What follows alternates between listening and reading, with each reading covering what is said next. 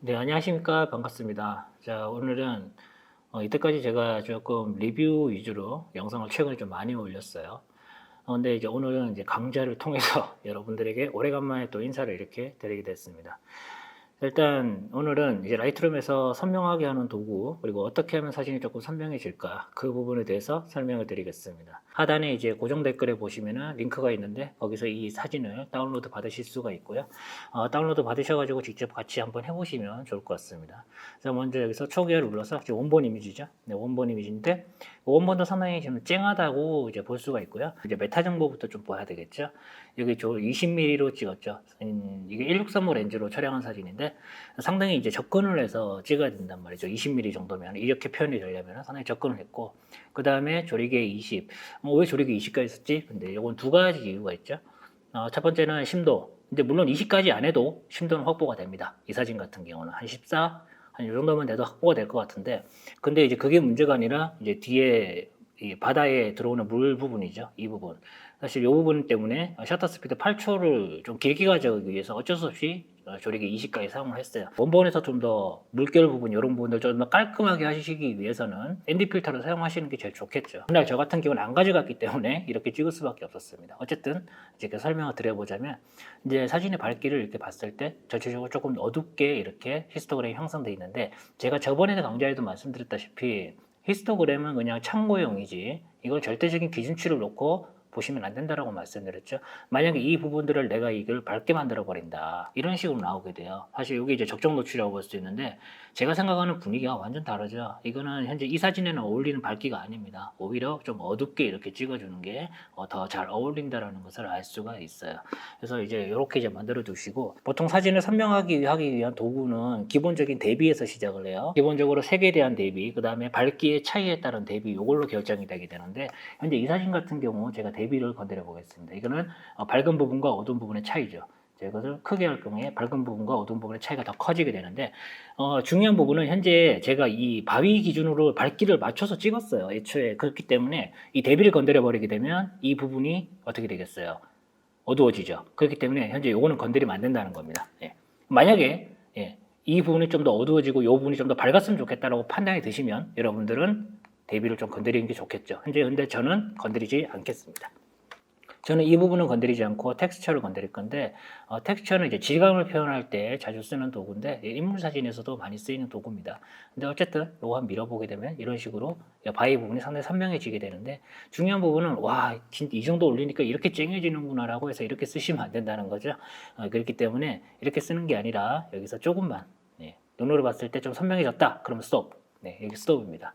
이 정도로 이제 만들어 주시고요. 그 다음에 이제 쭉 내려오셔가지고 하나 더 있어요. 샤프닝이라는 도구가 있는데, 선명하게 하기라는 게 있죠. 여기서 양을 이렇게 조정을 해주는 거죠. 네, 양을 조정을 해주는 겁니다.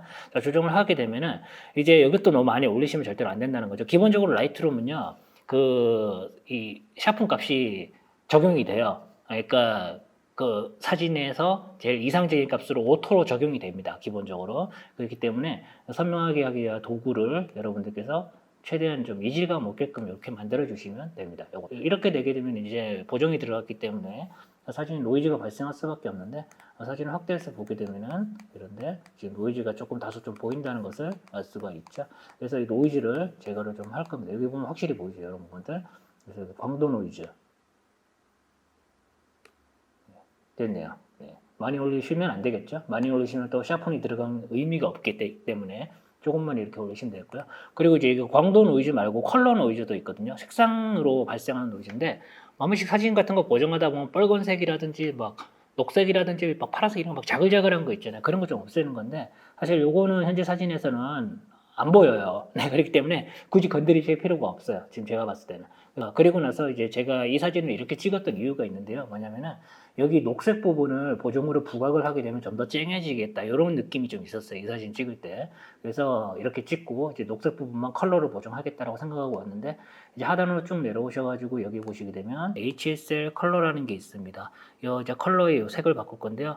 근데 현재 녹색인 건 알잖아요, 딱 봐도. 근데 저거 무슨 색이지? 이런 경우 한 번씩 있을 거예요. 그런 경우에는요, 여기 보면은 드래그해서 색조 조정이라는 게 있습니다. 이거 선택하시고 이 부분을 클릭한 상태에서 위아래로 이렇게 움직여 봐요. 그러면 여러분이 이 부분만 이제 알게 되는 거죠. 아, 요게 이런 노란색과 초록색으로 구성이 돼 있구나. 이거 알 수 있게 되는 거고요. 현재 이 정도로 두고 저는 이제 여기서 광도를 또 조정할 건데 이건 빛에 대한 밝기죠. 그래서 아까 초록색과 노란색이었으니까 초록색만 한번 움직여 보겠습니다. 여기서 초록색만 조금 움직여 보고요. 그 다음에 이제 채도, 노란색도 좀 움직일까요? 노란색도 좀 더 밝게. 네, 이렇게 만들어주고, 채도 누르셔가지고, 그래서 초록색을 이렇게 좀 끌어올려 주시는 거죠. 네, 상당히 좀 과하네요. 네, 색 자체가. 이건 색조에서 너무 많이 올라가서 그런 거거든요. 네, 이 정도로 네, 잡아주시면 되겠습니다. 자, 그리고 나서 이제 모든 과정이 끝났으면 이제 전체적으로 무거운 느낌이니까 이제 보정으로서 비네팅을 조금 주면 좋을 것 같거든요. 내려오시면 이제 자른 후 비네팅이라고 있죠. 자른 후 비네팅을 조금만. 네, 이것도 과하다. 네, 이 정도면 네, 주면 될 것 같고요. 패드 값은 최대로 올리는 게 좋습니다. 왜 그러냐, 패드 값이 이렇게 되어버리기 때문에 경계가 또렷하게 생겨요. 그렇기 때문에 비네팅 넣을 때는 반드시 그런 건 아닌데 될 수 있으면 이제 패드 값을 좀 크게 이렇게 가져가는 게 좋고요. 그리고 나서 이제 다시 양을 조금만 이렇게 줄여볼게요. 줄이면 한 이 정도면은 될 것 같습니다. 이 정도로 일단 잡아주시고 그리고 보정 전, 보정 후 비교를 해보시게 되면은 확실히 그 이전에 비해서 질감이라든지 샤픈이라든지 그런 게 좀 더 많이 들어가면서 사진 자체가 상당히 선명해졌다는 것을 알 수 있고요. 다소 조금 아쉬운 부분은 원본에서 좀 많이 아쉽거든요. 솔직히 이거는 더 잘 찍을 수 있었는데 이 셔터 스피드를 30초까지 가져갈 수 있었으면은 상당히 괜찮은 이미지가 나올 수 있었다고 저는 생각하는데 좀 아쉽죠. 이런 부분들이. ND 필터 하나 안 가져가 가지고 이렇게 사진이 원본이 돼버렸다는 거. 그래서 이제 그런 부분이 있고요. 만약에 여러분들께서 한 가지만 더 말씀드리자면 여기 이런 부분들 있잖아요. 이런 분들 보기 싫다라고 했을 때는 상단에 올라가셔가지고 여기 보면은 스팟 리무버라는 게 있어요. 얼룩 제거죠. 요거 누르시고요.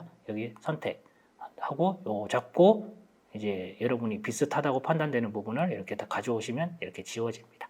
먼지 같은 경우도 이제 다 이런 식으로 지우는 거거든요. 그래서 이렇게 이제 지우셔가지고 여러분들께서 사용하시면 되겠고요. 그리고 이제 만약에 어두운 부분, 여기 바위 부분만 좀 밝았으면 좋겠다라고 했을 때 이제 그런 경우가 있다면은 여기 어두운 영역이 있습니다. 이 어두운 영역을 이런 식으로 조금만 이렇게 올려주시게 되면 이런 식의 이미지를 얻으실 수가 있게 됩니다. 현재 이미지에서는 뭐 사실 조금만 움직여도 상관없을 것 같네요. 끝으로 이제 한 가지만 더 말씀드리자면 여기 보면 부분 대비라고 있는데요. 이게 이제 클래리티라고 되어 있죠. 영문 버전은. 부분 대비는 이제 입체감을 주는 건데 이것도 추가적으로 할 수 있어요. 그러니까 이렇게 올렸을 때 입체감이 이렇게 생기게 되는데 근데 요거는 이제 의도적으로 이렇게 가져가는 경우가 있긴 있습니다만은 저 같은 경우는 올린다고 해도 풍경 같은 경우는 진짜 미세하게 이 정도만 올리는 편이고요. 너무 많이 올리시게 되면 또 이것도 이미지가 좀 이질적인 이미지가 좀 많이 표현되기 때문에 보는 사람들이 봤을 때는 왜 저렇게 보정했지? 이런 느낌이 있고, 보정한 티가 확 나는데, 뭐, 이런 느낌이 좀 나는 경우가 있어요. 그래서 이런 부분들도 좀 조심하셔가지고 여러분들께서 눈으로 보면서 조금 변화가 됐다라고 판단되면 일단 거기서 스톱을 하시고요. 그 다음에 다른 보정을 진행하고 다 끝나고 나서 좀 부족한 부분이 보이면 거기서 좀 더 진행하셔도 상관없다는 말씀을 드리겠습니다. 자, 오늘 여기까지 하겠습니다. 고맙습니다.